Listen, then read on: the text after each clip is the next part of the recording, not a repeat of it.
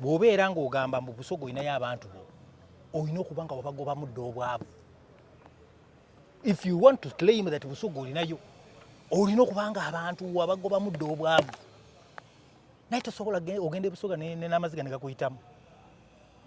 Omuntu n'awaana omutwalo gwe Uganda n'obeera nga amuwadde akakadde. Owe Busoga? Oh my friend, you are joking. Ngakukuteko wadde n'awaana? N'akuwaana n'owulira ng'ogamba ye Mukama Katonda. Ku lwaki? Baafunanga kasente kaabwe mu makolero agaaliyo. Baali beekolera. Kagwawo. Ng'omulimu gwalingawo. Ng'ate gwagenda si kuba kugulirira bitabo byabwe. Abaana baabwe baasomanga, baakolanga omwo, baafunanga kasente, ne balabirira bamaama baabwe, ne balabirira batata baabwe, ne baganda baabwe. Kati bonna obwavu bayita abasinga obungi be bano b'osanga ku line nga balinnye bagenda mu Bwakadaama. Basoga. Era bw'onoonya population esinza okutwala abaana Kadaama Basoga. Genda obanoonyeze, genda okole research. Ni muntu wa kibiina kibaddemu okumala ebbanga. I've seen a lot of hypocrisy.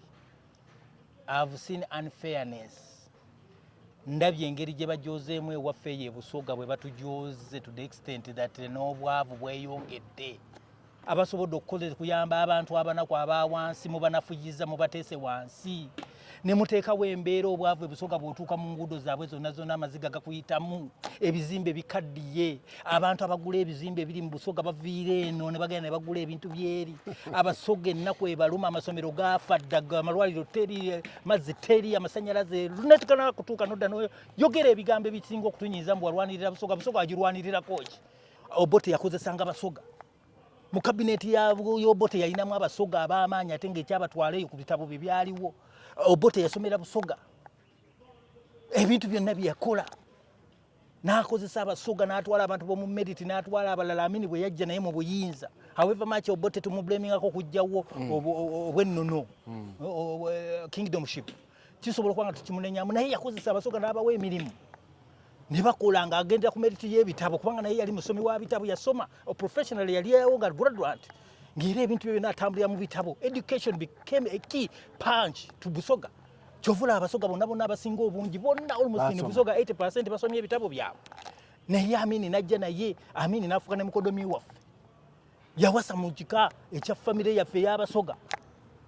Yawano mu Kibeedi yali omukyala gwe bayita Saara. N'akozesa Abasoga n'akwata Abasoga n'abawa ebifo. Era ne basigala nga bonna bakozi. Mututuka mu extent tugamba what nonsense is this. Abantu abalwanirira Obusoga, abakwasaganyisiza Obusoga, abayambye abantu b'e Busoga mu East, ate se Busoga wokka, the whole of Uganda. Oyo omukyala gwe bajjeemu ne batandika okubeera nga bavuga bamunyigiriza omukyala oyo ayambye Uganda yonna tayambye Busoga yokka. Ani Kadaga. Yes. Bugenda mu office ze n'olaba abantu abansi bakozesa bava mu West, mulimu abo mu North, mulimu abo mu East, bonna aba welcomings bawadde scholarship bayambye abakyala abavubuka abali batya abali mu mbeera yonna enzibuka oyo omukyala abakozeeko. Nabo benyina ababadde bamulwanyiza abadde bakimanyi bulungi nnyo. She has done worth to be recognized. Era ffe luno olutalo terwabadde lwa triple A. Nedda. Terwabadde lwa triple A. It was chairman yabadde alwana ne Kadaga. Mu kusookera ddala nga bw'alaba era waliwo yali agambye bamuleke abeere MP. Ne baleeta era ekivuba ekimukubya lwakuba yayogera ebigambo ebimu eby'amazima. Kadaga abadde straight forward always. Kuva dda abadde straight forward. Era mu interview eyo yaleeta obuzibu ennyo abantu ne beefuula mbu anafuyizza omukulembeze simanya amugambye yamukuwa chance okubeera ng'asobola okubeera ng'addamu okufuga ng'emyaka bagisalako. Ebyo byonna abadde ayogerera bubi omukulembeze. Nedda abadde ayogera facts of things how contribution ye gy'abadde alaga. Teriyo time abyogere ng'afudde. Yabadde ayagala mukakasa n'amugamba engeri gy'ebintu byemu bikwata mu bikwata bubi kati. Ekibiina kigenda kyonooneka. Abantu bwoba basiima bawe dignity yaabwe worthiness yaabwe gye babaddeko. From 89 omukyala abadde aservinga.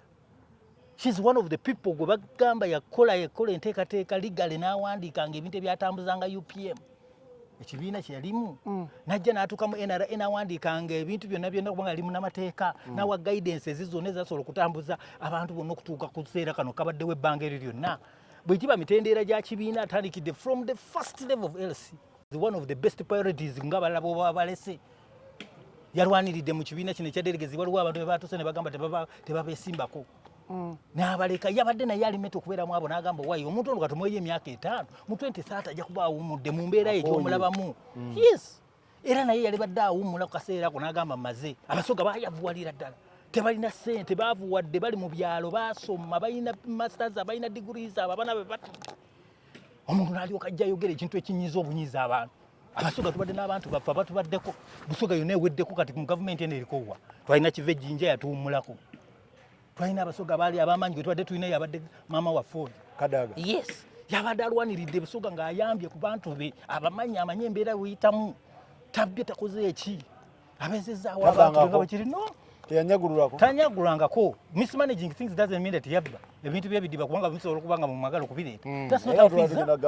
ebidiba mubadde mugenda bireeta naye byali mismanaged by people bwe yagezaako okuwa obusobozi okusobola okubanga babituusa mu bifo ebyenjawulo be bamu disappointing but it wasn't her however much was the top supervisor fine abasobola omublamingako ekyo naye ekyo kiko kye kibaddewo amanyi abantu abasobodde okubeera nga babbye ebintu bye Uganda wano nga bakyabatiitiibya bakyabatambulizako mu gavumenti eno n'otuggyako emmundu yaffe ebadde eriwo yokka esobodde okubeera ng'ewuliriza omusogo ow'emayugo ow'ejjinja ow'eiganga ow'eidudi bonna omukazi abadde alwanirira ekitiibwa kya soga nga n'abasoga abaagaliza buli mu east mu north bonna buli omukyala abadde abafaako obwavu buli ebusoga bukulumya n'amaziga osanga omuntu ayogera oluzungu ayogera profession yo mu byalo eyo naye ng'enjala emuli competitive ebusoga yes osanga abantu abali highly educated because abasoga abasinga obungi batambuliranga mu bitabo basoma bateekayo obudde abazadde sente bazijjanga mu makolero ago agaaliwo mu biseera ebyo nga babasasula ne basomesa abaana baabwe mu masomero g'ebusoga ne babasomesa bonna bwe baali baagala batwala abaana ne baqualifying nga balina degrees abe batudde eri baavuwadde ebikolero gituuza abazadde batandise okubanga tebalina mirimu gye bakola obwavu bubalumye tebalina ddagala tebalina malwaliro tebalina we yali mu position wali ku top yabayamba ki yabayamba mu bintu bingi yalina okubeerawo nga ebyo byonna abadde ayiwawo omubiri maama waffe oyo naye olw'okuba embeera yonna ze gye mbadde mmanyi gavumenti eno etya omuntu ng'afunye obuganzi gulooza kulwaki baagala nnyo Kadaga bamwagala kubanga bwe kibeera ku ky'abaana abadde abafaako bwe kibeera ku bakyala bannamwandu abadde abafaako bwe kibeera ku baana abafiiriddwa abadde abafaako bwe kigenda ku baana abalwadde abadde abafaako bwe kibeerako ku basibidde abaana baabwe abadde abafaako. She is a mother to the whole community based in the Eastern Wing. And she is very credited for having been a person who cares for each and every person who is based from that region. Chovolaba eri government yagenda netuka ekiseera nze bwe ndowooza neeraba nga efunye obuganzi bungi. Kadaga abadde mu parliament, yes, abadde mu parliament naye nga ye muntu ayagalwa n'opposition ng'aba opposition bamwagala okukamala abantu b'opposition bamwagala naye bajja nga tebakanya naye nga batuuka wali ku chairman wa chairperson waabwe bamuwa respect abawa time ne boogera ne badressing ekintu administratively n'akimanaging okumala emyaka gye gy'amazeemu 2. Anti kana akalulu kabadde ka mugongo sibya nebwe zalumye nebamukuba akalulu live and direct akalulu tekabadde nga mumulowooza Kadaga yabadde contestinga n'oyo omukyala bakutte obusobozi bwonna ne baleeta power eyo corruptinga abantu bonna ababadde baliwo balisize enguzzi sente zabaddewo sente bazifulumiza mu capacity gwe tosobola abasinga obungi babalabye ba delegate bonna abakulu ba delegate bonna bayogede ne bagamba tebalaba sente zisaasana bwe ziti mu kalulu kakana ka contest ne bagamba omuntu n'aleeta kumpi 6 billion n'aziyuwa mu just mu ekintu ekya just 5 days n'akiteekamu abantu nga babawa laptops simanyi babawa masimu simanyi babawa iPad simanyi babawa sente ziri cash abantu bali balabirira naye ng'olyafa kati kyogamba triple sente zabadde agenda kuzijjawo tebamulwanyisizza guno gukka bamulwanyisa dda mu kalulu akawedde omukyala ne bamuteekako embeera eyo mu kamuli wonna baali tebaagala ajjenga member of parliament olw'okuba n'ebintu ebimu bye yajjanga ayogera nga takkaanya nabyo mu ntegeka gye baali bakkaanyizaamu era teri muntu yenna yali awakanyiza n'asigala the same era bafuna engeri gye bamunafuyamu anti ono yagambye new ideas ekyokubeera seniority tekola ono mupya but with new ideas era obwedda bagamba new ideas webale kwogera ku kintu new ideas ani yakugambye mbu omuntu honorable Kadaga bantu kozesa babadde just bantu bakadde timu ya Kadaga ennene nnyo erina bavuka babadde waabo abasinga okubeera ababenefitinze mu hand of kindness gyabadde nayo be babadde ku tiimu ya Kadaga asinga tiimu y'oli new ideas ki kyabadde aleeta new ideas ki kyogezaako okwogera kati new ideas bw'aba agamba new ideas ku lwaki mu 2021 bwe balwanyisa Kadaga tebawangula nga bwe balina okuba nga bawangula before nga tebanaba kulwatakinga Kadaga Busoga region yali supportinga nnyo government eno but when they started attacking Kadaga byonna power abowagezebwaka bwera mu kalulu akawedde aka 2021 kimanyi bulungi ekibiina kyaffe kyaluzinga bubi nnyo why because balaba engeri gye baali batandise okwatakingamu omuntu waffe gwe tutwala hero waffe wa Busoga emundu yaffe emenye ey'amaanyi esoboka okubeera nga ebadde credible eyambye abantu ab'enjawulo ng'erina force y'amaanyi oyo gomugamba new ideas Kadaga yasinga okubeera ne new ideas n'ebirowoozo eby'amaanyi nekyovalaba ne mu discussion ye yabadde agamba bino ebisinga obungi bw'osigala nga ekintu mukiteese nnyo mu bintu by'enguzi ekibiina kijja kuggwawo. Those are great ideas yabadde raising. Biki Kadaga byasinga bingi nnyo in mobilization wakabi nnyo. Timu ya Kadaga nene nnyo. Kiki abadde talabaawo? Obuvuyo bwabadde wali.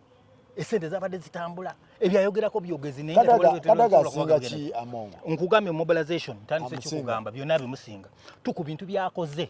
N'abantu baleese ku period time gyabadde mu NRM abantu abasobodde okuba nga bakyuka nga bava mu bibiina since 89 bakyusizza okusobola okubaleeta nga baleeta mu kibiina tebalina tosobola gamba oli yabadde agamba abantu 10 ono alina thousands of people abakonvatinze okubeera nga batuuka wali ate nga babitiibwa nga ate balina power balina mandate gye basobola okuinfluencingamu communities ez'enjawulo yes kati ekyo kyengezaako okugamba tosobola mu comparinga mu mbeera eyo kyovola nakugambye contest teyabadde about oli bamugambye ebigambo byakukozesa naye ng'ono yabadde acontestinga n'oli eyasobodde okubeera ng'amukakkanyiza amuteeseeko embeera asobodde okumunafuya era Busoga mbagamba ekintu kino Abasoga muyige ekyaffe kiweddewo ate wekiri Kadaga okumujja mu kalulu tekitegeeza nti Kadaga ya owuninga Busoga. Uliriza. Busoga nene nnyo muleke jipi. Busoga nene. Naye Busoga tulina yaani. Tuganye. Busoga jinene. Ne tulina yaani. Amongo wa Eastern. Amongo yennyini amwesimbyeko wa mu East. Ekyo mu East kiveeko tukubuziza mu Busoga tulina yaani. Busoga temulinaawo kati kyogamba. Tugamba musigaza kabiri tikamu. Gwe tubadde tulinayo nga maani power ennene nnyo esobola okubeera nga unifying abantu bonna. Era tunenya Busoga region. Obutakuliyetinga replacement ya Kadaga paka kumulinda abantu babadde we bali abantu baffe bonna baawumula dda babawumuza dda babanafuya dda kitereka kukyogera nako abantu bonna bali ba minister babagoba dda tebalina mu offices zonna z'amaanyi ziri awo sobola kubeera nga zoogera Abasoga abaasoma bali nga mu intelligence bonna babanafuya wali owuliddeko General Musoga mu mulembe gwa mitwe inanga ba General Abasoga mu mulembe gwa Obote twalina ba General Abasoga twalina ba chief intelligence ya Uganda yonna yali dependinga ku Basoga bebali bakola mu Uganda police wano bebali bakola mu bintu byonna bali ludawa ebintu ebimu tugenda tubitunula ntusirika busirisi Abasoga babasuula dda ffe tubadde tulina Kadaga n'abalala baliwo nga badumanta ababeerawo bubezi abajumbisa bujenga tusibidde kubanga ye abadde atufaako kive jinja wuyo yagenda tuwumulako mu COVID Goloza COVID bwe yagenda dda mu 2021 we banabeeta teri bonna bakkirira dda abo bonna amanyi tebalina abusobozi tebalina ono omukyala yekabadde mu lukiiko konna akabadde koogera towulira nga yabadde ne voko yabadde ayogera era yadresses ebintu bye byonna nga biri very proper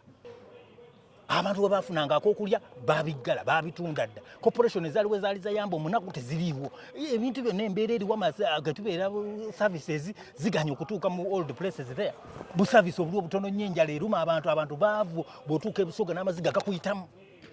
however much ne Kadaga abadde tasobola kubimala byonna yekka abadde agezaako bugeza naye nga already system yonna ebadde crashing wewaabwe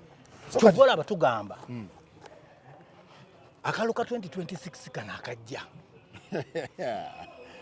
ebyo bye babagambye akalulu ka 20 lindako kati njagala kukulaga ebintu bino ate tubuzayo emyezi emeka muganda wange akalulu olaba akalulu we batawanyiza mama Kadaga mu 2021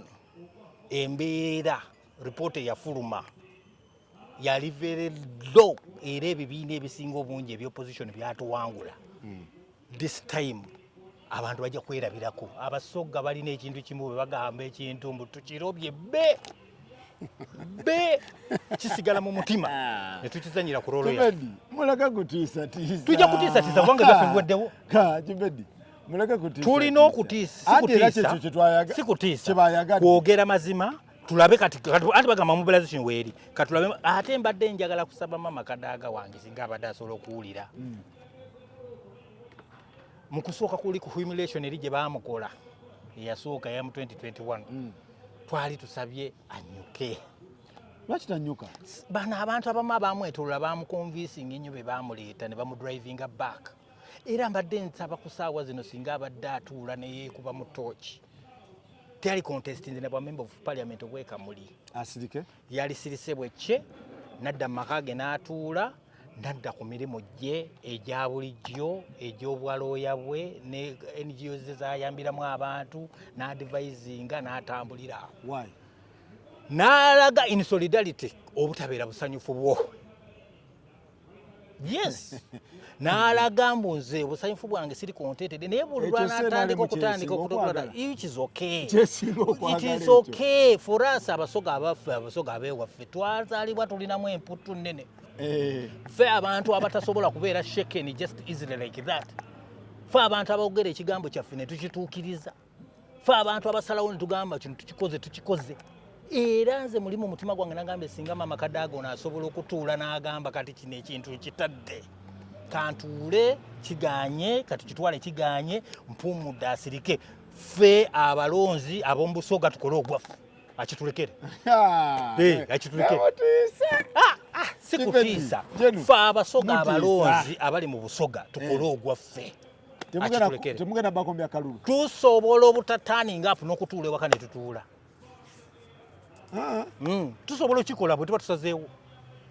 anti era tusobola obutasobola okgendawo ne tutuula kyekyo kye bamugambye she doesn't own Busoga kadde ebbali tulabe oba NRM tejjaawo anti kati bagamba she doesn't own we babagala tebagala she doesn't own Busoga but she's an influential person in Busoga tagamba nga kwa owninga Busoga takikolangako ekyo naye she's very influential ku bintu byakoze ebikolwa bya maama Kadaga si byakwogerera wano byakubirako mudomo nze sizze kubira mudomo kukola campaign ebikolwa bije ebiri ebikolebwa era bino mugamba mba owninga Busoga doesn't own Busoga but the thing she has done is appreciated by the people of the region bobakiriza ne bagamba okujjako bagezeza nkugambye enguze yabaddewo ey'amaanyi buli omu gyali kuvaayo n'ayogera intimidation simanyi corruption simanyi biki byagamba ebyo byokka yeka byogedde ne deputy speaker yabyogedde ne Uhuru yabyogedde ne Mike Mugula yabyogedde si yeka byogedde abo balina boldness abasobola okuvayo ne boogera ku bintu bino ng'oggyeko bino ebintu by'okubeera nga bakola ki bonna babirabye ne balaba nga tekiriyo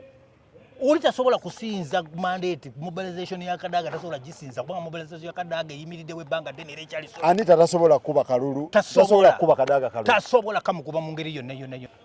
gwogamba Anita tasobola kuba Kadaga tasobola nga mukuba kwalaali katekali mu bintu akabadde mu bino ebintu byonna byolaba bagaba amasimba gabazimanya iPads ze sente bakola batya tasobola bisinga kyabadde kwalaali yabadde region oba wonna national nkugamba national naye nga ffe Abasoga tugamba ye waffe why because she has done A B C D E F G byonna tubyogerako kubanga ebirungi abitukoledde tetumubanja anti ono mulamu wammwe what's wrong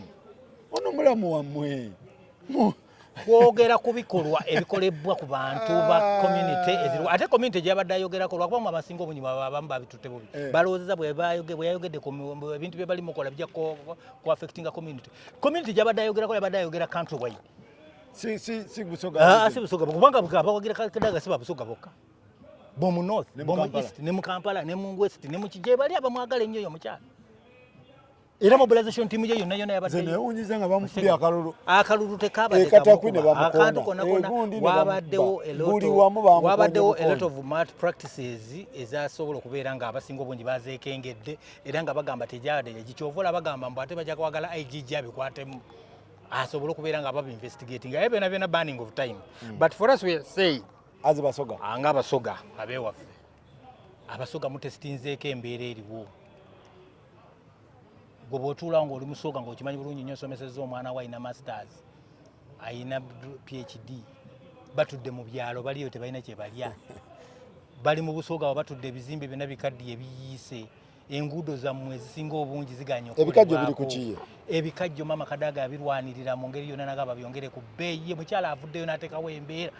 sirina kye manja maama Kadaga ku nsi kuno akoze ogugwe bwe bamujoga mu mbeera eno bwe busungu bwe muwulira buno bwe tuwogerako that was not worth it Government eno yalibadde egamba bugambi mu kaseera kana katuuse ne kubeera nga bakontestinga mu vice chair national chairperson for females mu mbeera eno. Omukyalo ono yalibadde tebamukontestingako. Badde bagamba bugambi oli amukonteze mukakkana mu 2030 ojja kujja kyabadde kyetaagisibwa.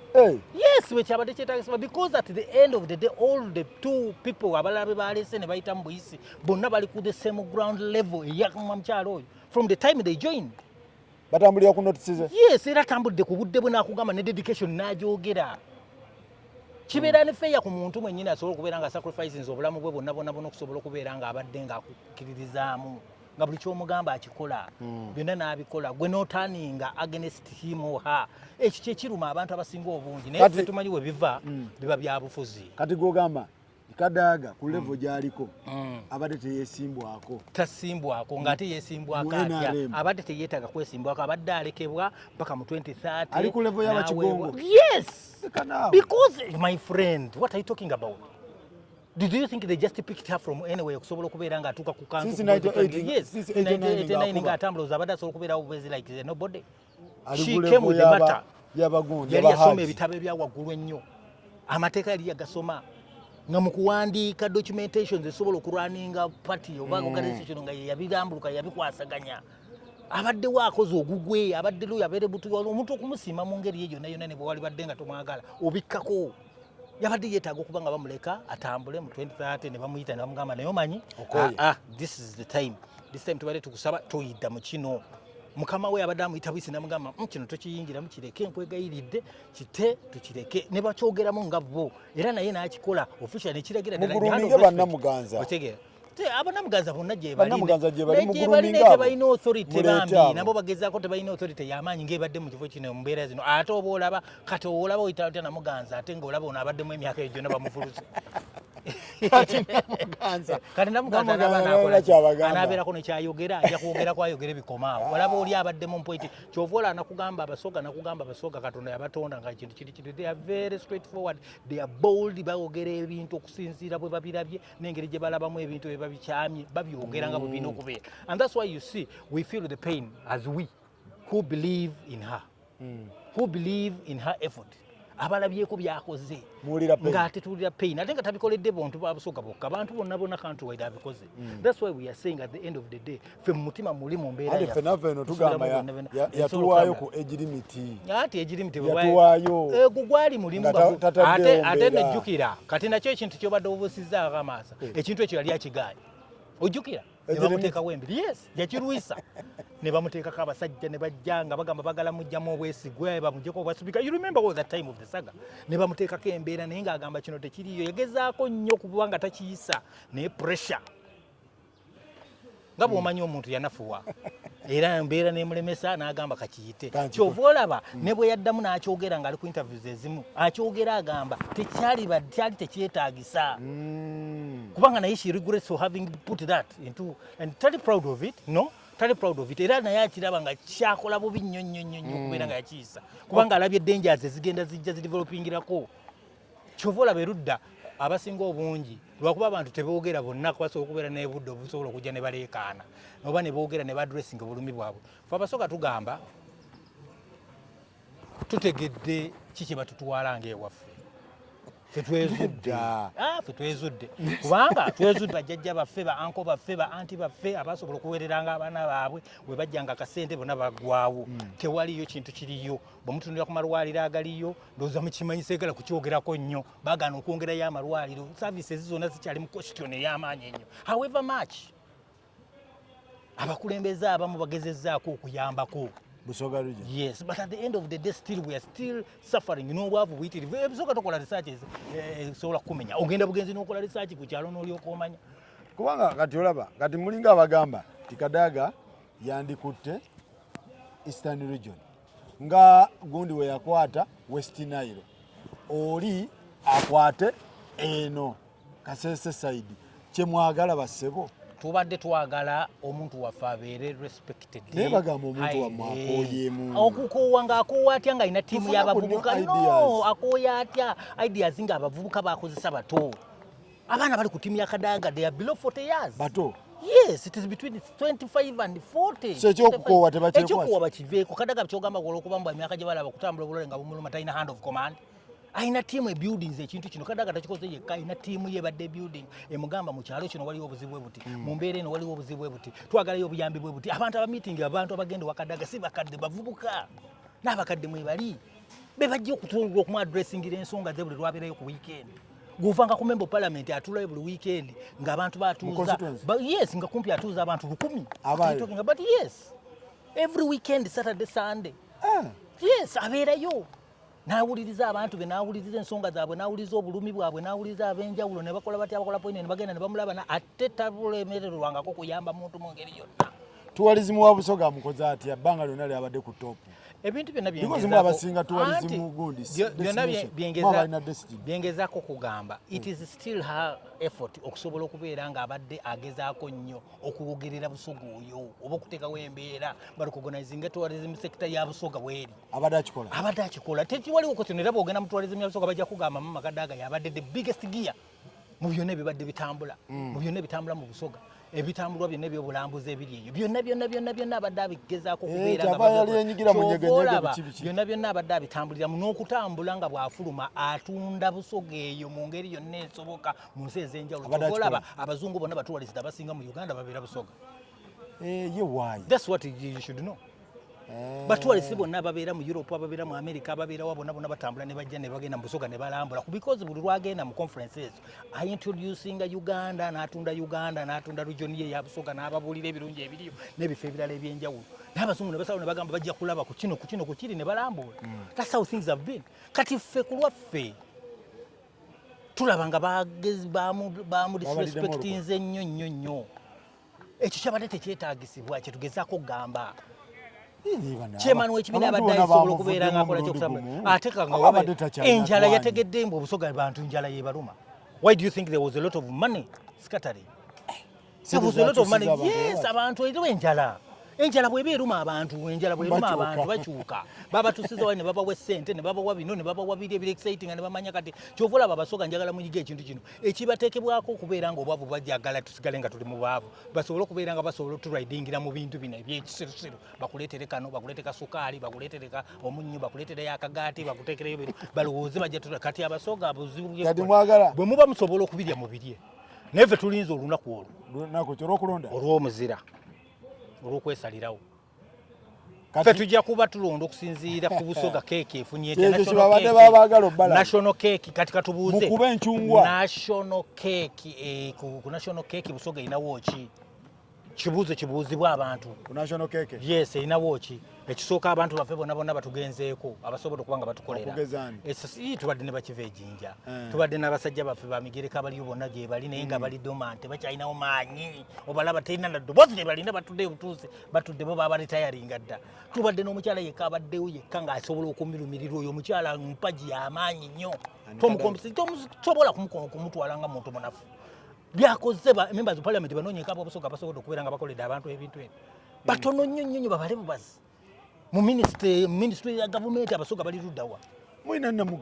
Namuganza bwali mu GSA bali kwera mu office ne office etagirinaako authority ey'amaanyi eriweko erina kyekola uyo bamulwanyisa buli kaseera tukiraba mwali none yalinga ku kitebe ky'NRM yavaawo kati wulira omutegedde onoonya n'abanoonye twalina gezaako njagala kugamba gavumenti zonna ezize mu buyinza bwa Uganda Abasoga babadde balina share nnene nnyo mu gavumenti zaazo. Bw'ogenda n'otundula ku gavumenti y'Obote Abasoga baalinanga offices ezikolebwamu bw'ogenda n'onoonyeza mu Yamina Abasoga balina bingi nnyo bye baali bakola. Abasoga baalinanga ate ng'ekibatwaza merit si bakugulirira bitabo baali basoma bayiga ekintu ky'okusoma era nga basoma kyokola nagamba essaawa ne bw'otambula ku kyalo tosobola kutuuka ku kyalo kya Busoga n'obulwayo abantu abiri nga teboogera tebasobola kwesipulira amasomero ag'amaanyi eyo bonna nga bwe kitambula naye kati ku ssaawa zino bw'otunuulira Busoga erina ki tetuganye Abasoga gye bali abantu cases z'owulira z'ogamba mu posti ze balina ziri peti tezirina weight. Ono gwe tubadde tulina nga tugamba kati list Busoga tulinayo omuntu waffe so bandi muleseewo bali mulese ne bagamba kale let's find the fact Busoga katugikwatira at the end of the day ne bwana batunamunyula mu 2030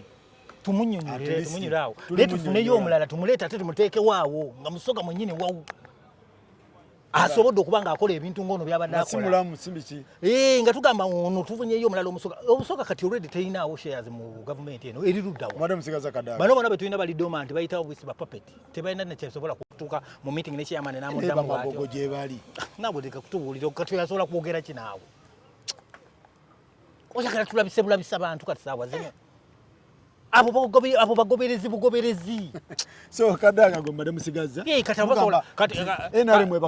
kati mu kintu okulola olukiiko okutuula waliwo yabadde asobola okwogera nga maama we wawulidde ebintu byeyabadde nga byayogera talimba ayogera mazima ayogera facts eziriwo naye nga lwakuba omuntu gwanyonyola ye ali stable n'ebyenkola ye kyova olaba yabadde ayagala kumukkakkanya kubanga bw'obeera ng'ogamba mu Busoga olinayo abantu bo olina okuba nga wabagoba mudde obwavu. If you want to claim that Busoga olinayo olina okuba nga abantu wabagoba mudde obwavu naye tosobola ogenda Busoga n'amaziga ne gakuyitamu omuntu n'awaana omutwalo gwe Uganda n'obeera nga muwadde akakadde owe Busoga oh my friend you are joking ngakukuteko wadde n'awaana n'owulira ng'ogamba ye Mukama Katonda ku lwaki baafunanga kasente kaabwe mu makolero agaaliyo baali beekolera kagwawo ng'omulimu gwalingawo ng'ate gwagenda si kuba kugulirira bitabo byabwe abaana baabwe baasomanga baakolanga omwo baafunanga kasente ne balabira bamaama baabwe ne balabira batata baabwe ne baganda baabwe kati bonna obwavu bayita abasinga obungi be bano bosanga ku line nga balinnye bagenda mu Bwakadaama Basoga era bw'onoonya population esinza okutwala abaana Kadaama Basoga genda banoonyeze genda okole research ku baana 5 be batwala kumpi 3 Basoga olw'embeera eriwo kati olina agamba mbwene olujjo nakyalinayo abantu be baki baolinayo teri bantu twagala kulabisa abantu kutate teriyo ebyo ebeera siyaasa ya politics teriyo omuntu abadde asobola okubeera ng'akendeezaako ku mbeera nelwakuba ne Kadaga badde tasobola kumala nsonga zonna kati Abasoga bagenda kudda ku nuupo bagenda kudda ku tebasobola kudda ku nuupo oba kudda ku nuupo oba kudda mu bibiina ebirala at the moment they are very disappointed they are just mugenda kukyobululu obwo bajja kutuula basalewo nga bwe bajja okusalawo sinza gye basalirawo naye nze manyi Abasoga bebusoga mbamanyi enkola yaabwe they keep quiet they are good they are very smart they will go and shut up and wait on that day kati bw'oba oyagala kumanya mbu ekintu gyekiri ojja kulaba kubanga at the end of the day okujjako ekintu kyokka kigende tumalamu amaanyi mu mbeera eno gye tulimu eya disappointment maama Kadaga olw'obulamu bwe nkimanyi asobola okugenda n'agonda n'agamba n'agonda ne bamuzza mu bintu by'ekisiru tugenda kuteeka kakomiti kali akaseeko tuletuleko obeera awo bamutandika okubeera ng'embwa gye bali kukwatira baagala okukwatirako ku mata bamuteeke mu bufoofu obutamuwa kitiibwa nawuliddeko waliwo eyayasamye Samoya bamusasudde alina office number floor number stupid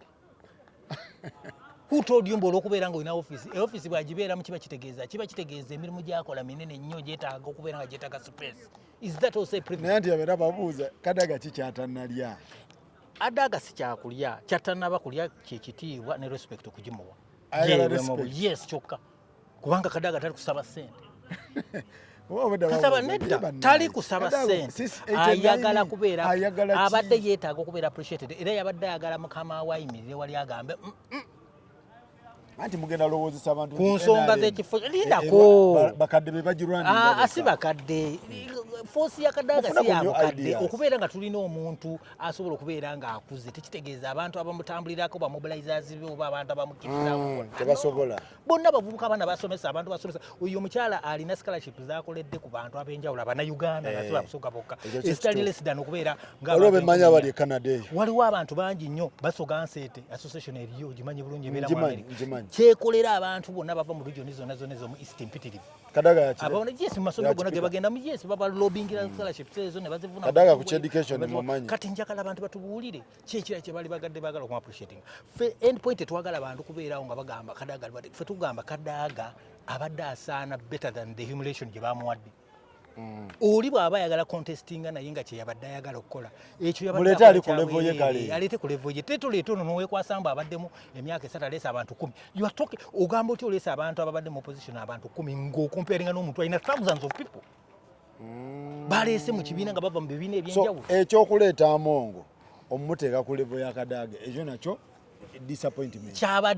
kyabadde kyakusiriwaza abategeera babadde balina oleeta at least omuntu ali mu level yange babadde bagezaako kulaga bulazi that at the end of the day bagezaako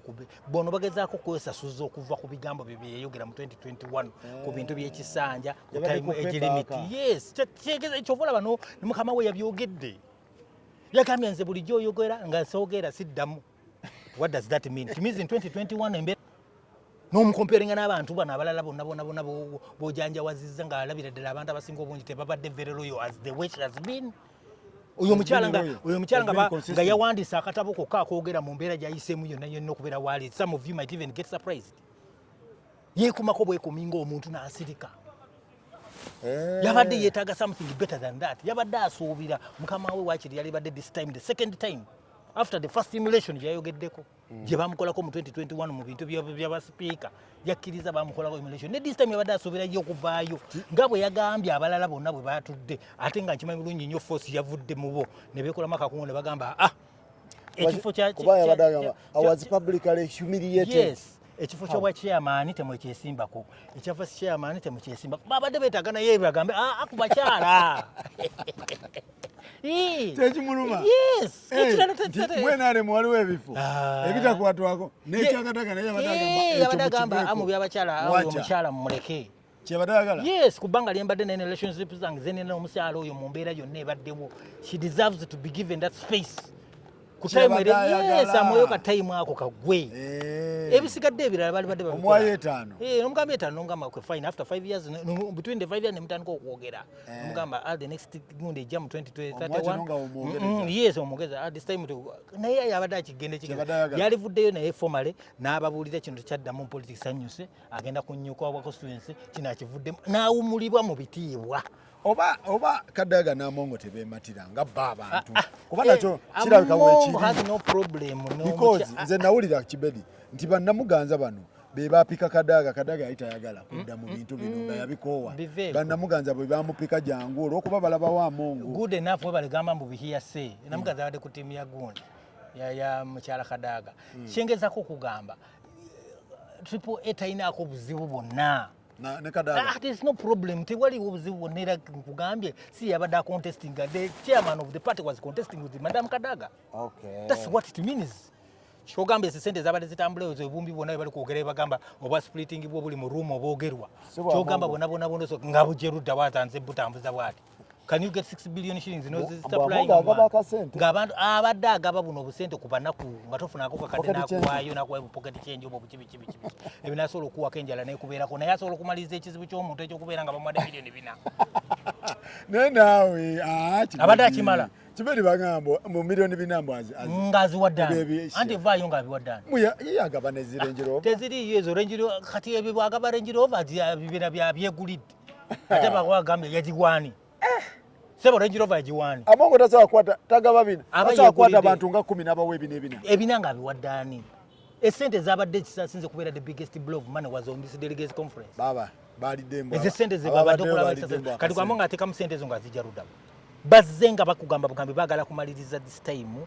making sure Kadaga bamuggyako olwansonga ku bintu byajja byayogera ebyamazima bye bataagala kuwulira wanga bo tebaagala kuwulira amazima tebagagalirako ddala era bw'oyogera amazima era ekikyo kyavuddeko ye yensaga yatandika okuva luli ne bamuteekako embeera y'obwa sipiika wali era ne bamulemesa ne batuuka ne kuseera kano disrespecting kyofula mbadde nsaba mu bintu bino nga bwenziramu ate singa kibadde kisoboka maama waffe yalibadde bw'aba ali wakola statement eddako atuule ekintu akole ki ndoza takola statement abyesonyiwe asirike abyesonyiwe adde ku kyalo atuule atuleke ffe tujja kukola ogwaffe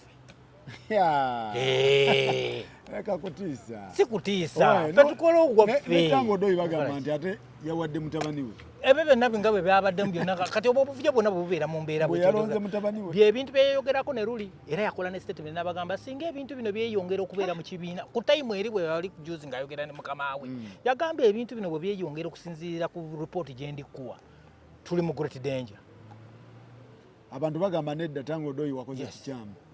kati what do they expect wakulira akakiiko ate yalonze kati obwo obuvuyo obubadde bujja nga balwanagana bipya bannayuganda bakyalabamu ekipyawo era bakyaliwo bakyasuubira kubeera mbu ekyo kiri surprising It is funny that such things are happening and there is nothing being done about it. Tebasobola kubyogerako Jim Mwezi okusinziira ku ripooti gye nawulidde bamujeemu oli omulenzi veteran oli yamusinze oli omuvubuka abadde akola Musarasini Lieutenant yamuwangudde mu baveterani n'asobola okuba bonna babajje babawangula bwe bati okitegeera at the end of the day babadde naye okuwangulwa ebintu ebisinga obungi tetuganye okuwangulwa kubaawo naye bakuwangudde mu kiti ki kyekibuuzo golooza ku bbanga lyamaze Mama Kadaga mu mbeera yonna gy'abadde mu ne mobilization gear gy'alina ey'amaanyi. Do you think it would be easy for her to lose that position? If it wasn't under the influence of such kind of things. Bamuwadde bonna kati bonna babawadde balina benefits babasuubiza ne babawayo ku ssente. That's why you see a lot of money is believed to have saturated in the delegates conference. Era kibinyo kyatuyisizza bubinyo. Naye ebintu byensi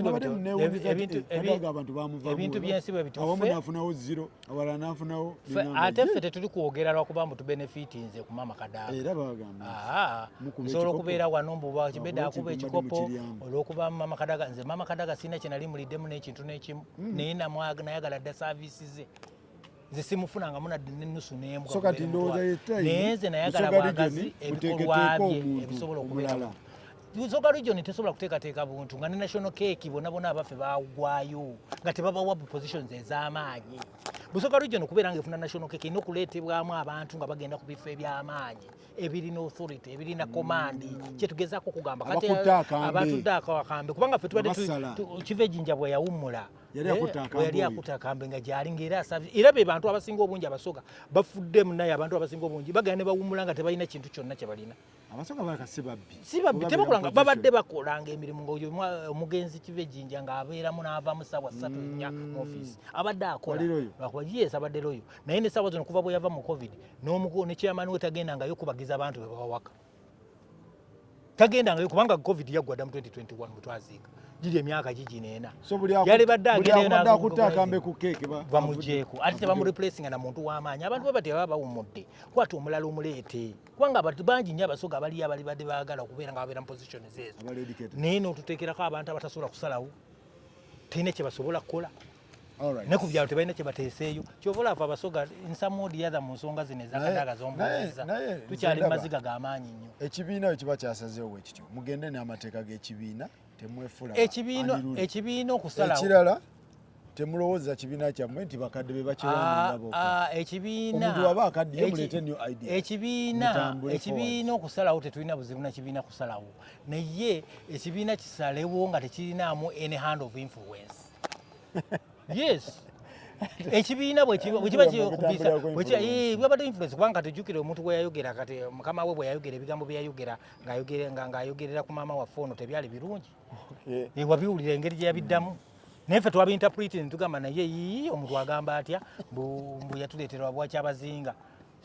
yabuleeta ate ng'abantu baavu amakolero gonna ne gaggala ani omugezi yekka yasobola okutegeera ebintu ebyo singa wagamba waleeta obwakyabazinga n'oyongerayo amakolero agaaliyo n'oga boostinga n'oyongerayo amalala ogambako biba bikwatagana naye ate waleeta kyabazinga ate n'oggala amakolero gaffe corporation zonna ne zifa abantu ne baavuwala amasomero ne gafa ebizimbe ne bikaddiwa ebibuga ne bibeera nga tebirina nguudo enjala neeruma abantu amalwaliro teri envuuze ne zibaluma obwavu ne buyitirira embeera nekambuwala kati awo ate ogamba otya mbu olinayo abantu bu bantu ki boolina okujjako nga gwe mwennyini ogamba gwe wekka weerimba wekka. Mwebale nnyo bannaye mwebalire ddala tubadde ne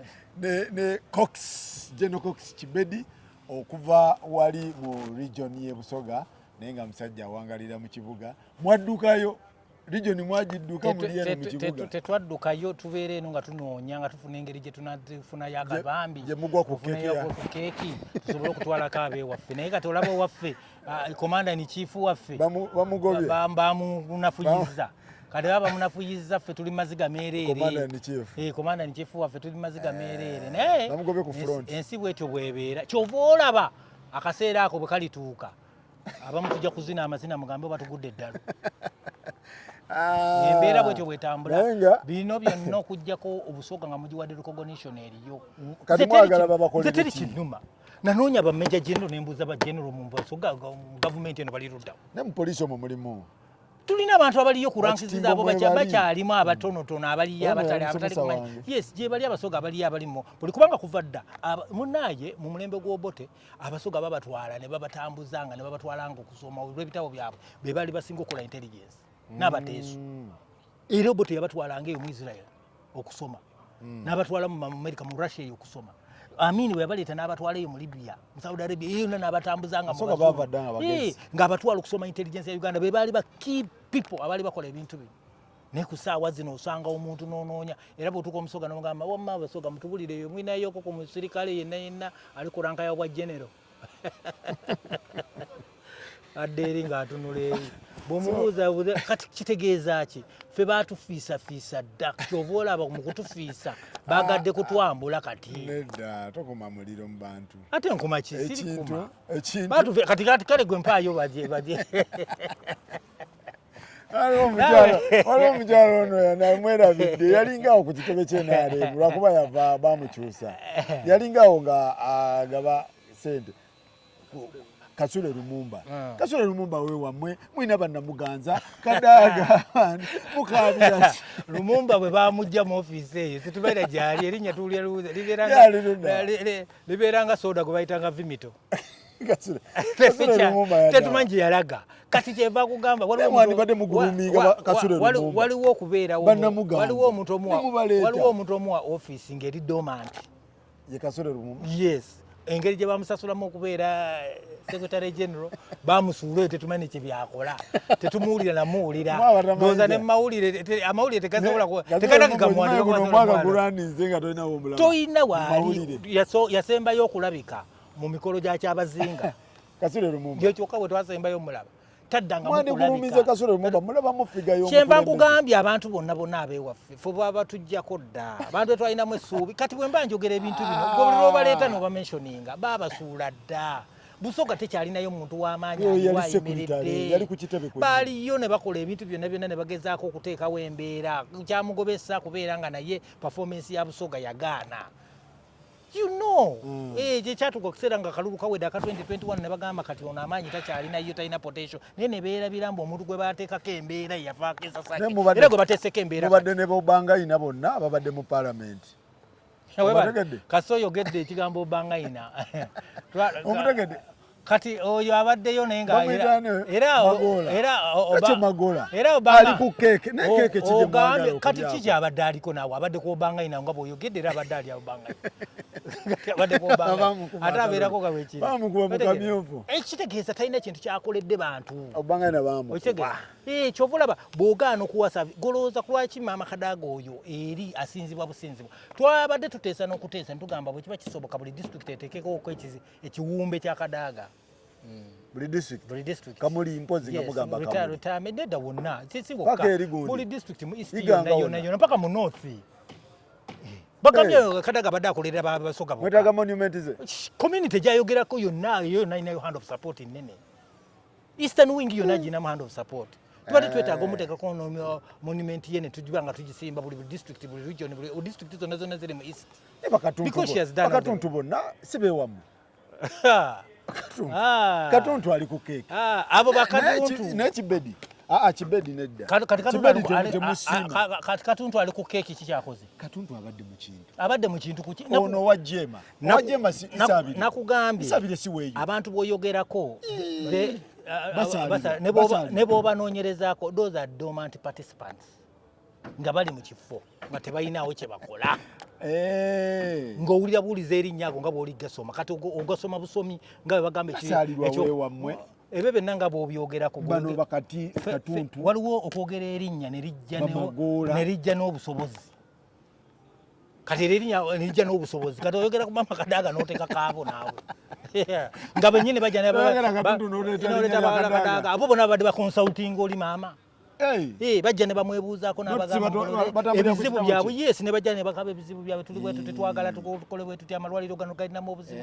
maama n'akubayo ku Ministry of Health mutwale ku bufaliso buno mutwale ku bitanda bino mugezeeko abantu bange bakaaba ebikajjo bibi ne bbeeyi erese mugyongeze ku bbeeyi abantu gwe ovanga ku muntu abadde all rounder consultant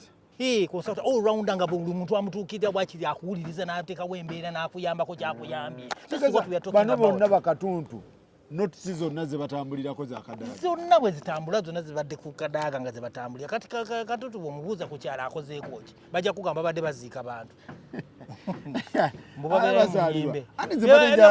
Nti waliwo abali mu kintu ewammwe eyo. Tewali bantu bali ku kintu, abantu abaliyo bonna bwe nkugambye olabanga abali ku kintu naye they are dormant, they are not participants ng'ono gwengeza kugamba. Yes, tebabadde active. Era mu region yammwe tosobola kugenda no mentioninga basaalirwa. Busoga twalina abantu ngenze ne nkumenyera abantu tumanye tulinayo abasoga. Nakugambye waliwo abasoga bali mu bw'ofiisi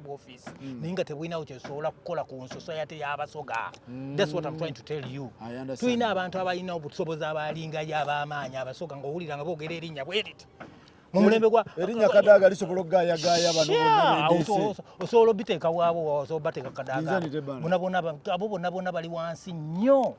okitegeera. Kubanga kati nkakubulira abasoga mu mulembe gwa Amini baalinanga ebifo nga bakolera abasoga. Mulembe gwobo tebalingayo nga balina ebifo offices zaabwe nga zibatute naye nga bakolera obusoga bwabwe n'abantu baabwe. Ng'enjala era si y'amaanyi nnyo nga bweri kati. Ne kati obwavu bwe butuuka mu busoga osobola okukaba n'amaziga nga kiva ku kitegeeza bano abaliyo be tulaba tebabakoledde tebabakoledde ebintu kati omuntu notasoberako ku mbeera yonna kati ate banaabakolera batya nga ne batuuka ku program basobola kwogera ku njala eriyo olw'okuba nga tewakyali activity mu busoga. Bigirwa sirweyo Bigirwa yani jeno Bigirwa siweyo wa mwoyo totunyiza oyo asuubira okubeera nga naye ayagala ofiisi asobole okufa gw'olabirako ddala nga ayagala kulya. Twogera ku bantu abasobola okukolera obusoga bwennyini asobola okuba gy'ali naye kati oyo asobola okubeera nga mu butuufu alwanirira abantu be engeri gy'omulaba ayagala kwejjako nnaku na mbeera gy'alimu. Naye twogera ku bantu era ojjukira n'ebigambo ebyokukwatibwa Ntambi bagamba yayogera ebintu nga bagamba bavudde dda nga abantu abanyazi aba abatwala oluyimba olwo background yaabwe nga bagamba balimu omukono gw'obuppi. Si bwe bekyava era bwe gyava bwe yajja bibuildinga ng'agamba bino mbeesinga ku bigambo bye baayogera family meetings bwe zaatuulanga ab'ekika bwe baayogera ab'oku kyalo byonna bwe byatambula. So at the end of the day bwe kijja naye ng'ate bonna nga bw'oyogera nze nali ndowooza abamusibye tebalowooza nnyo tebafuna muntu abawa amagezi bali tebeetaaga ekyo bali beetaaga kituula tukiharmonizinga nekiggwa abantu tusobyanga na buli kaseera wanafe ab'ebigambo tuli ba bigambo Katonda yatutonda nga tuli ba bigambo tulina kuteekawo ebigambo temuyisaawo nnyo ate kuyisaawo kye bagamba nti muyitawo ne muyingira family ate oba twogera ku bantu ba Trump ne twogera ku bantu banaggagga ba biliyoniya ba Bill Gates ne twogera ku ba Dangote ate bano bamese za ku nsi aleke nabo kutumanyiira ate zino mmese za ku nsi zisurvivingira ku Sisha ne Waragi. What are they talking about? Let them not even make us talk things. Tebalinawo kye balina ky'amaanyi sobola kubeera bakitegeera bo bamanyi beetegedde kati tebasobola kujja ne bateekawo mbeera basobola okukangakanga abantu ebyo babikangire muno mu Africa omusobola okubeera nga tuli mu third world enjala weeruma w'oteeka ssente ne bagulula buguzi byoza okwogera ne bakwata omuntu ne bamuretaininga. This is all bullshit. Kasita babeera mu space ya media bwe bajja okubeera nga bagala kubeera famous celebrity life we bate babadde abantu bonna ba celebrity nekyo bizi ndowooza bwetyo bwetambula kwogerako okutereeza kati singa tujja wano nga buli kaseera tujja tuwaana buwaanyi baliwaddeko abatuwuliriza singa tubeera wano nga buli kaseera twogera birungi twafuna Katonda twafuna malayika twajja na gundi waliwo adda wabigenda n'abidownloading tulina okuteekawo embeera eyo nga tulabye ebizibu ebiba biriwo ne mistakes naye ate mugiteekawo nga nnene nnyo tuteekawo checks oli yagaziwa oli yabeera guilty waba yakuba obutayibwa abantu 10 bwe bamukutte ng'akubye akamu ne batuwogerako atandika okujjukira nga gamba omanye abantu abasinga obungi ne bakuba naye leero bankutte balekera okuteekawo eyo so kati ekyabamawulire okirabye otya nga ku kooti babadde bayitirivu babloga kuva dda kuyisima namulaba nakugamba only people who have the voice be bayita mu mbeera eyo ku all access nga tanaba kuva we bamukwata era bonna babloga bagenda abamawulire tebabaddewo bawera mubaddewo batono nnyo yo just enamba naye babloga bano social media Pikerere boys and women be babadde wali babadde wali YouTubers babadde wali nga bakuba kirere naye abamawulire bali abamawulire babaddewo tubadde bagundi but time wasters but Pikerere time wasters be babadde wali nga basasa ebivulu byabwe ababadde gobaddewo ga professional mubaddewo nga babiri basatu abasigaddewo abalala ne bali abalala naye bali abalala bonna bakawawa ababadde bazze okuyisa obuyisa obubu tebalina kyakukola babadde banoonya content gwe balateeka ku YouTube na birala tewabadde wamawulire naye Katonda ayambye namuddizamu ebibyo muteeseewo embeera ebaddewo embeera bwe muteeseewo mubadde ne basurities abasobola okubeerawo n'akasango tekaliimu gumba gali awo akasango kabadde kafu ebyo bya cyber harassment simanyi hate speech hate kabadde kasango kabadde kasango kabadde very mild tekaliiko kati akasango kabadde tekaliko kamanyi naye omuntu akasango tekabeera mu gumba aleeta embeera y'oli ewawaabidde yaba ayagala okukakasa jjukira nze kati ku keesi yange for example my issue nze nali nzala wambu tolina ssente kati oli alina okwewola gwe wali ozala wanti talina ssente neŋŋamba awe talina ssente tawerangako mu community y'Abannayuganda abalina ssente ababeera mu diaspora etaliimu abo tebaliimu era n'agamba kati kaneewole kantunde n'ebyenda byange wakiri ono nsigale nga muteekako embeera kyova olaba nze nalwawo nnyo nenfuuka ne memba mwenyini ow'ekifo ku remand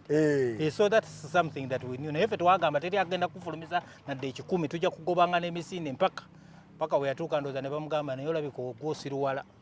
ono gwoliko ye takuliiko ali ku birala nnyo ajja relaxed ebirowoozo andi bagambye okukeesiyo eyakusiba yajja e Kampala ate ku yantambi eyamusiba abadde mu Canada America nga yakozesa ffe yatusiba yajja nga akozesa ffe nga content yali anoonya relevance y'abantu yali anoonya content kati bw'aba yajja ng'agamba entrepreneur kiki yajja okukola wano yatuuka kukyali n'agamba ze kulambula project ze zaali za kutambulira ku muyimbi waffe gwe twali yakola derinnya kumutambulirako kumuyisa kabbo gwe twakola gwe twabuildinga ayimbye tumwagadde yalipiranga mulipizi kubanga omuntu bwogamba ozze kulaba projects z'obujja wano ng'otandika okugamba abamawulire mujje tutandika okutambula wano bannaye nasobola okuteekawo factory bino mbadde nkola kiri waliwo eddwaliro wano nsobodde okubeera nga nyamba bano abafunzi bano byotandika okulaga naye kati omuntu n'ojja n'otandika okubeera nga ate omulimu gwe wazze kunywera guno cupa z'omwenge 3 yali azze kwata gwe straight tiyali tazze kwata endawulo ya Jeff n'oli eyakusiba nze already nali Jeff yabadde alina ku holiday ono yajja strictly for you n'akuteekayo bulungi oli yajja ng'akugamba amaze emyaka 8 tajja Uganda naye ebintu ebimuleese azze kulaba projects ze okujjako nga nze project ayogere ng'agamba project yakyo mwateeka ssente kyenva kugamba yalina okukwata ssente ziteekako okusobola naye bw'obuuza ekirala kye kyali kibulese ku lwaki tewaliyo kirala kiragibwa mbwe alina ebintu bye yali akoledde e Uganda kyova olaba ebintu ebimu at times ngenda ne ŋŋamba kizibu kibi nnyo kituyisizza bubi nnyo mbu media space ye Uganda etuleetedde nnyo bafeke master etumarketingidde nnyo abasinga obungi etuleetedde bafeke master ne brand government oba UCC ne UCC yalibadde yayingiramu dda ne condemning okujja okubrandinga omuntu ne mumuwa space ne mwogerera nga mugamba naggagga nga tewaliwo kintu kyemulaga kya bugagga bwe n'amaliriza nga asikamiza Bannayuganda abajjeeko ebyabwe kubanga bo bazze bawera naye nga bazze bawera naye ng'ebyo byonna bijja ng'omuntu kyakozesa ku lwaki olw'obwavu obuli mu media space asanga omuntu talinawo kyakulya muwadde emitwalo 10 emitwalo 2 njogeraako ndi bw'amaanyi ndi waki nagwe bawadde emitwalo 10 tasobola kubuuza owaayi okola ki biki byokoze Uganda bitulageeko tebasobola bibuuza ne bwe kaakati ne bali abaali banyigiriza nababuuza mutulageeko ku bintu bye mukoledde wano mu Bannayuganda abantu bamanye bannaye muli ba entrepreneur b'amaanyi nnyo naye gwe n'ogamba omuntu ogenda okukola mu bakadde n'ova mu bakadde n'ojja n'otandika okubeera nga sisitimu yammwe yabakkiriza olw'okuba okola mu bakadde esobola okuwa emmotoka n'ennyumba n'okitwala ng'ekigambo eky'amaanyi nnyo nga sisitimu ya America bwete bweri oba ey'omu Europe bwete bweri it does not make sense because ebintu byeyogerako buli muntu abirina kati ffe tuba twagala e Uganda ku space yaffe tulage potential yo abantu bakkaanye bagambe waayi twafunye naggagga yazze investor yazze atese wano sente atese wano tutandika okumanya bwekiri bwe nabagambye ebintu ebyo abantu abo tebaliiyo ba fake master abazze okwelipira mu nsonga za entrepreneur abantu ne bagamba mbu ate ffe tuzalawa obuzalawa bwavanga ku ki bagamba tuzalawa olw'okuba twayogeranga amazima nga n'abantu ababa recording ababateekako abatambuza emboozi eyo tebalina evidence gye basobola kutulaga ffe abali bachallenginga posts ezo oba positions ezo oba titles ze bali beteekako because that was management nze nali sibalinaako obuzibu ne bagamba ate ffe tufuna omuntu ng'olina gagga gw'osinga tuba twagala kumanya kiki okoledde Bannayuganda okitegeera ate Katonda munnaye nga bw'olaba Katonda talimba buli kye nayogera kyonna kizze kyerambika katate bagenze bakomyewo bazze wano era omuntu yagamba entrepreneur azze msukola ku business wano mwamulaba nga ebintu binayogera ne bagamba teri muntu abeera mu entrepreneur ng'asobola okweyisanga abantu abakulidde mu kisenyi nga bwanywa nayo special laga yagala kunywa nayo special laga n'atuula eri n'ayagala okubeera ng'asitama ne mu mazina omuntu n'otuuka n'extent eragira ddala mbu ggwe toliyo mu bitabo ebiriyo kubanga omuntu tosobola kujja n'ogula cupa 3 ez'omwenge n'ogamba mbu oli w'amaanyi nnyo kati ate azireeta gwe n'otamanya mbu Uganda waliwo aleeta 40 feet y'ebyo ayogere ki waliwo abireeta n'asasula n'omusolo kati at the end of the day space eno tugimanya mbu tebiriyo kati kyova olaba nze nasanyuka era juzi bwe nawulira ng'ensesa gezze ayagala era kukwata era ayagala kukwata wano munnamawulire omu gwe mmanyi ng'ayagala kukwata munnamawulire anjogeddeko nanywedde nekola bweti nebuukire gwe wali olabye daggaga agenda ku stage n'abuukira omuyimbi kababeere nga tugenze mu gundi yonna namukomberera ng'atanzaga okuggyako ng'aliko ekikazoole ku mutwe oyo abeera olwedde nga psychopath ng'aliko ekikyamu ku mutwe kyenayogera so kati ntambye omuwa magezi ki wali ku rimandi wali apa nali ku rimandi wali wano Kampala rimandi anali eri mu VIP eyo gye yabadde bakwate bano ababba obusimu ababba obutaala ntambi yabadde ane babba butaala ababba pipe wali ku Kampala rimandi mulira nno waliwa nze nali eri mu Action Bay Ssebo wali mu Action VIP nakugamba mu Action Bay bakutwalanga mu Action Bay kiba kitegeeza abakututteyo abantu abo oba bakulimandize mu kifo ekyo kubanga lyonna si kirungi kubeerayo gwe mazima naye bw'ogendayo ne services ziba za njawulo ekitegeeza services zo zaali zikyuka ziba za njawulo tambi kati babawa service kyeno kati ntawolo basula mu dometry ennene basulawo bonna basulawo nga kutya za lumonde balina okuba nga bwabadde asula bwe batebe baka ebintu byonna byonna kwegamba VIP tuteriiwo naye eri we twalinga we wabeera bali boolaba bennyininyini bali abalina emisango giri giwakala egy'obubbi egy'obutujju ka TV nga kumwe kali ka TV kabeeramu kati ate obeere babeerayo ne TV DSTV bagyesasulira full package okyuza kikyano n'otuula nga inchi yaayo gy'otuulako okulaba 75 ntambi yabadde eno waliyo bu TV kati balaba zino TV ezitali ku DSTV etali ku decoder nabadde manyino yabadde wamuwe wamu naawe wali abadde kati ate nze nakugamba nze esaaga zange zaali nti mbuze nafuya omuntu ayeeyita omugagga ensonga kunafuya ebyange kunafuya muntu yeeyita omugagga kunafuya mugagga ayeeyita omugagga kubanga nze ebintu ebyamuyisa omugagga nali sibiraba abutunawo sibirabangako bwe kiba kyakunywa mwenge ne weebakira mu bbaala nga kyekiraga mbu oli mugagga wekiri wekiba nga bw'oba otambula okujja e Uganda olinya ennyonyi ya lukale kati tekibeerayo ate bwe kirogera tekiriyo ate bizinesi kati buli omu agitambuliramu nawe oludde okutambula bwe mugenda emeka mwatambulira mu kingo emabega mu bbutu y'ennyonyi nedda ezo ennyonyi eza bulijjo abantu bulijjo bazisasula first class business class bazisasula ne babeeramu abantu ne batambula even common people abasuubuzi b'e Kampala bonna bakola babibeeramu tekikyafuula mugagga gwe n'obeera mu community ng'omutakumanyi gwoli ekiwuliddeko wa ne bw'ogenda ku Google n'onoonya nagagga ali mu community katawuni kabeeramu nga tebakumanyi kati gwe kye waliwo challenge ne bagamba mugagga kyatatambulako na mugagga mulala n'otuleetera abantu abatambula ng'abantu abagudde eddalu ebintu ebimu mulina okubimakinga naggagga bw'aba azize kulaba projects ze ziri mu Africa ojja n'abasajja ba investor ne bagamba yalezi ne mugagga ono alina factory y'empisa ono factory y'emmotoka ono bw'oleeta n'olaga ate ogamba okola $20 million a month biki byomusiriwaza abannayuganda okuggyako okusiriwala n'okulaga obutumbavu bwe bamumulina people think Ugandans are idiots. We are not idiots. We think bw'ogenda ku Google munoonya temulaba bw'ogenda ku kiku munoonya tekiraba ebintu bye byayogerako tetubitegeera abeera nga yagudde eddalu kyewali gwe ne bagamba nze nakola research ne mbagamba bannaye omuntu gwe mutuleetedde ng'ebintu bye tetubirabako omuntu akola $20 million emaaso kimanyi ekitegeeza kakubeere mwaka wano bw'aba alinya akanyonyi okuva mu America n'okalinya obulinya oba kava mu Europe alina okalinya obulungi akasasula direct aba ne private ye ne muyuwawo wano kaba kamusuulawo wano biki bimwogera ebibintu bya kisiru omuntu atambula eri n'abeerere mu bantu abalijjo ababisasula ezo business class first class bannayuganda bangi bwe tutandika obbabala bawera ne miliyoni ye Uganda nga abantu bagitambuliddemu wano waliwo gwe manyi mukwano gwange ate nga tulina n'abantu wano abalinya akanyonyi ne bagenda obugenzi ne bagenda ku holiday mu America gwe bali ate gwe bali kukyogera waliwo bannayuganda abatoogerwangako abatali mu space ya media nze waliwo gwe mmanyi abatali mu social media naye nga balina obusobozi buyitirivu nga n'emirimu gye bakola bwakugamba omwaka akola $1 million 5 oba nga mu butuufu kyakusibye ekyo nze ne mbagamba bannaye mutuleetedde omuntu feke master mu bintu taliyo gwe waliyo omuntu gwolota ng'otutta omuntu celebrity we Uganda n'omusuza n'otamutwala mu A&B n'otamutwala mu hoteri n'omusuza mu nyumba yo n'otandika omusiimuuza ebintu waliyo kirabyeko wa anyway mwagala twambula abantu mutandika okugamba mu kibedia yabuse naye nga Ntambi muwa amagezi Ntambi mugamba bugambye ekintu kyalina okukola ayongere bwongezaawo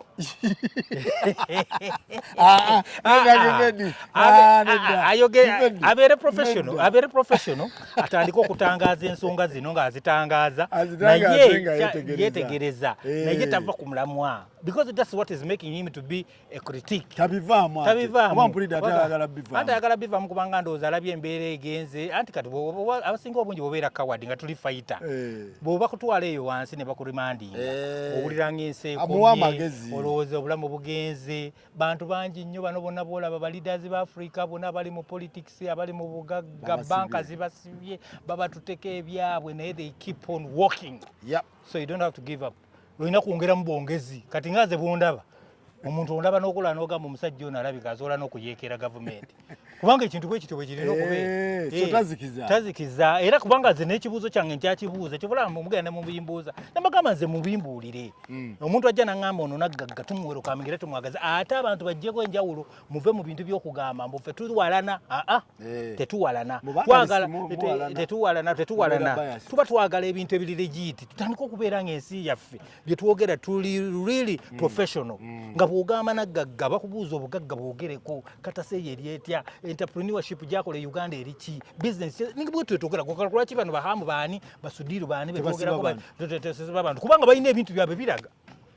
bwe tuboogerako ntugamba hama alina obusobozi twogera ku bizimbe bye twogera ku businesses ze twogera ku bantu bayambye twagala byonna tubikola tumugamba alina obusobozi okitegeera era ndowooza amu mugamba nti si mugagga tekiyinza namuluma naye gwe bwe kiri ate kati gwe nojja n'ogamba nze nange nentapulirwa ndi w'amaanyi n'ate n'otwala omuyimbi owaffe n'omusuza awantu ng'omusuza mu makaago tomuteeseemu ssente gavumenti ate neeweereza ssente neesasula omuyimbi emiliyoni 7.5 zonna nezisobola nga ziri ku medical bill byonna gwe zizo tukubuuza ziri luddawa wamusuzangawo wamuteekawo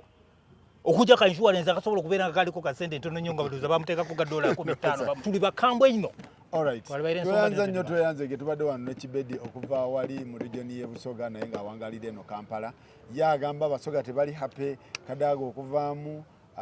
publicly humiliated mbu baamubya akalulu mbu simanyi akalulu kabaddemu intimidation all naye akasa kaawedde bonna abantu balamu ndowooza tutambulirawo Busoga just bwetereza tubeere nga tumuvinga teri kwetereza kusaawa zino kiriwo muguruminga omuntu saawa zino Abasoga bamuguruminga wayiswa essasi eribadde liriwo lyokka eribadde mu kyemba balitutte okujjako nga waliwo enkola empya eyazze nga gavumenti bw'eba eyagala Busoga erina kukwata Abasoga nebazza mu sisitimu yaayo nebawa ebifo ebisobola okubeera nga binywevu nga byamaanyi kyekyokka ekisobola okubeera nga you are paying back. We only had one person who was really actually helping out as much as possible okusobola okwasaganya Busoga. Now it has been yes, at the end of the day abadde emulated in some way ffe tulaba bavumiddemu ffenna Abasoga batuvumye batunafuyiza but which is okay ensi bwetyo bwetambula tulabagane next time.